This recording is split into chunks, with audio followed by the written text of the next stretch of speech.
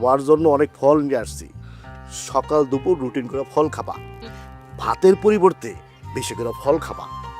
এতে করে আপনার বংশধরের অনেক পুষ্টি হইব, দেখতেও ফুটফুটে সুন্দর হইব। ভাইজান আপনিও শুরু করছেন? না কি ছোট বৌমা, আমি তোমার জন্য এই শাড়িটা উপহার আনছি। ও মা শাড়ি। হ আম্মা খুব সুন্দর শাড়িটা। ফোন আইছে। আপনার ছোট পোলায় ফোন দিছে। ভাবি লাউডে দাও মানে ভাইয়া তোমাদের আমাদের মতো গিফট দেবে। কি একটু শুনবো, তাড়াতাড়ি লাউডে দাও। হ্যালো, আমি সর্বনাশ হয়ে গেছে। রাজি তো কাজে যাওয়ার সময় অ্যাক্সিডেন্ট করে মারা গেছে।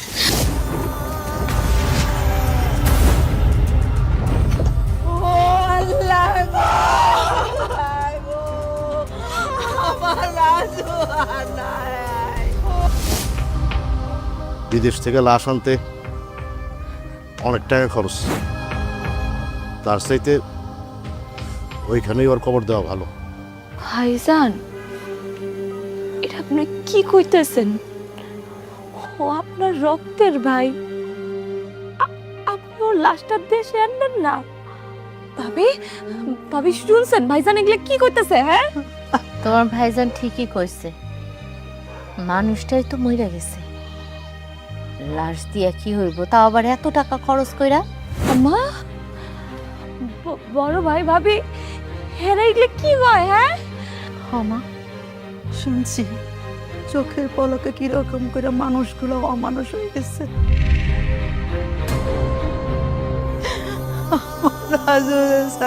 কেমনে বাঁচবো? সাবিরের শেষ দেখা দেখতে পারুন না।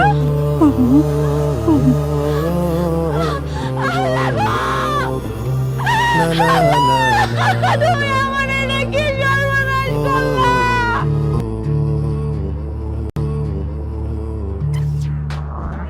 কখনো ভাবিনি এভাবে দিতে হবে প্রেমের মাসুল।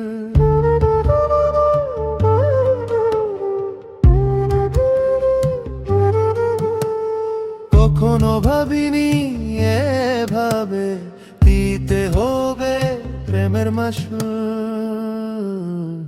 আমার জান আমার প্রাণ লাশটা আনার দরকার নাই। তো আমারই বিদেশ থেকে লাশ আনতে জানি না অনেক টাকা খরচ, চলে তার চাইতে গেলে ওইখানেই ওর কবর দেওয়া ভালো। কি ভুল করেছিলাম আমি।